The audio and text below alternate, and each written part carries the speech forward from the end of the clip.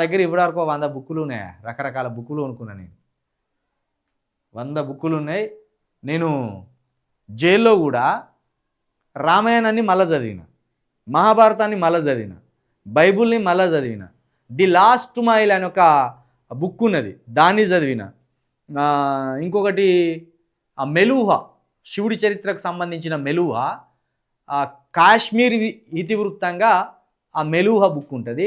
దాన్నే ఇప్పుడు వారణాసి అని రాజమౌళి గారు సినిమా తీస్తాను, ఆ ఇతివృత్తంతో సినిమా తీస్తున్నట్టు అనిపిస్తుంది నాకు. మొన్న రాజమౌళి గారు చెప్పిన స్టోరీని బట్టి చూస్తే ఆ వారణాసిలో ఈ మెలూహ బ్యాక్గ్రాఫ్ స్టోరీ ఉంటుంది. ఈ మెలూహ అనే బుక్ తోటే కలేజా సినిమా తీసిండు త్రివిక్రమ్, తీయరాలే పాపం, అది ఫెయిల్ అయిపోయింది. ఈ మెలూహ సినిమాతో, ఈ మెలూహ బుక్ తోటే డమురకం అనే ఒక సినిమా వచ్చింది నాగార్జునది. మొత్తం ఈ బుక్కులను కాపీ కొట్టే సినిమాలు తీస్తారు. కాబట్టి బుక్కులు మీరు ఎంత ఎక్కువ చదివితే అంత మంచిదే. నేను జైల్లో ఉండి రామాయణాన్ని చదివినప్పుడు నాకు చాలా కొత్త రాముడిగా అనిపించిండు. అంటే నాకు ఎదురైన పరిస్థితులు, రాముడి క్యారెక్టర్ని నేను అన్వయించుకొని చూసినప్పుడు అరే ఎంత అద్భుతం అనిపించింది నాకు. బైబుల్ చాలా కొత్తగా పరిచయం అయింది నాకు జైల్లో. మహాభారతం అయితే ఇంకా కొత్తగా పరిచయం అయింది, చాలా మంచిగా అనిపించింది. గరుత్మంతుడి క్యారెక్టర్ అయితే నాకు బీభత్సంగా నచ్చిందే.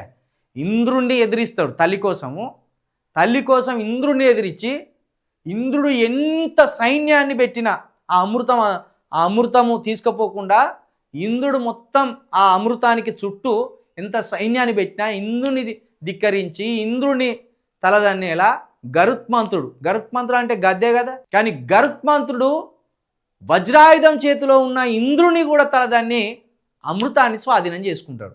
అవి గట్టు ఉండాలి ఎస్సీబీసీ ఎస్టీల ఆలోచనలు, పోరాట పటిమ. ఇక మోడీ కనబడితే మోడీ దగ్గరనే, కేసీఆర్ కనబడితే కేసీఆర్ దగ్గరనే, రాహుల్ గాంధీ కనబడితే రాహుల్ గాంధీ దగ్గరనే, బానిసల టైప్లో చేస్తాం. అట్లా కాదు, ఇంద్రుడు దేవుడే అంటారుగా మన వాళ్ళు. మరి ఇంద్రుడి మీదనే గరుత్మంతుడు పోరాటం చేసిండు, తల్లి కోసం, తల్లి వినత కోసం పోరాటం చేసిండు, అమృతాన్ని సాధించిండు. దెబ్బకి ఇంద్రుడు వచ్చిండు, అరే అయ్యా నీ తల్లికి నేను అమృతం ఇస్తా కానీ ఇక జాలరా నాయన ఈ పోరాటం, నువ్వు ఏవట్టి ఇంకోటి ఎవడన్నా తిరగబడితే మొత్తం ఆగమైపోతాయి ఇంద్రలోకం అని చెప్తాడు. అట్లుండాలి.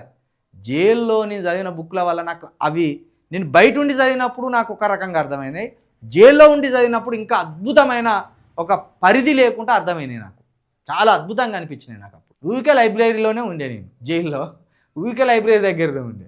మరి ఏముంటుంది అక్కడ, అంత వాన్లోలీలు వీన్లోలీలు, వాడెవరిని పొడి చచ్చిండు, వీడెవరిని పొడి చచ్చిండు, వాడే అత్యాచారం చేసిండు, వీడియోని దోసుక తిన్నాడు. ఇక ఈ ముచ్చట్లేని దానికి మనకి ఎన్ని రోజులు పడుతుంది ఆడ.